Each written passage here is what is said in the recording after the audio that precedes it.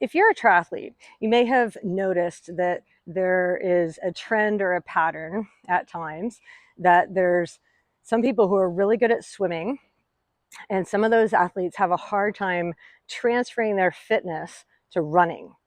And so I've noticed that trend for sure. And it's like, what is that? Why is that? So we know it's not a fitness component thing, right? Like the swimmer has the cardiovascular fitness to run well, but it's got to be a movement pattern thing. And I spent, I don't know, a decade trying to figure out like what is the difference between a swimmer and a runner and the way they move, or like why is it so hard to transfer that athletic ability that you have in the water to land. And it wasn't until just in this last year that I started using the flow rope that I started figuring out what that pattern was. So when you give a swimmer a flow rope and you tell them to like go ahead and do a figure of eight pattern, commonly like what the swimmer will start doing is they'll start chopping it forward like this, right? So here is this figure of eight pattern. What's happening is I'm chopping it forward, right? So you notice I'm going from like top to bottom, chopping it like this.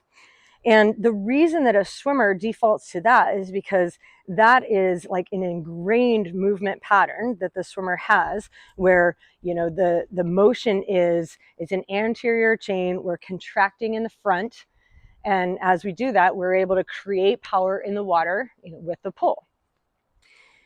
With running, it's the opposite of like what we're looking for with running is to have energy going up as we step forward. So watch efficient, effective, economic runners, and it looks like their energy is going up. And commonly when you watch somebody with a strong swimming background, when they start running, they run and they land and everything is being contracted down, right? So the same motion of the swimming where we're contracting forward, the runner will also land and contract forward, or the swimmer will contract forward as when they're trying to run.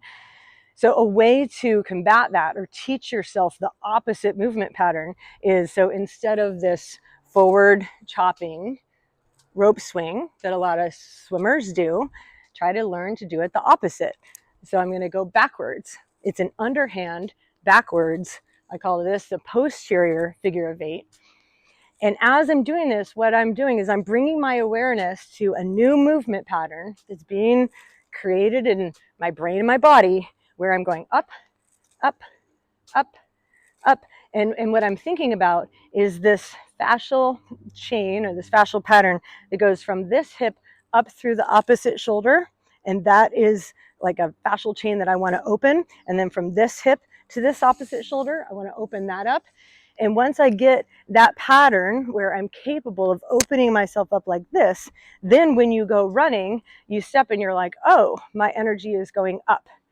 And like I really believe that if you're a swimmer and you want to improve your ability to run, that having access to so this is more of a posterior chain based movement where I'm swinging it backwards. It's from the bottom up. And it's that, and as I'm bringing my awareness to opening myself this way, learn this pattern with the rope. Let the rope teach you that momentum, that pattern, that energy flowing up, and then let it show up for you when you're running. And I'd be super curious to hear from swimmers. Did that help?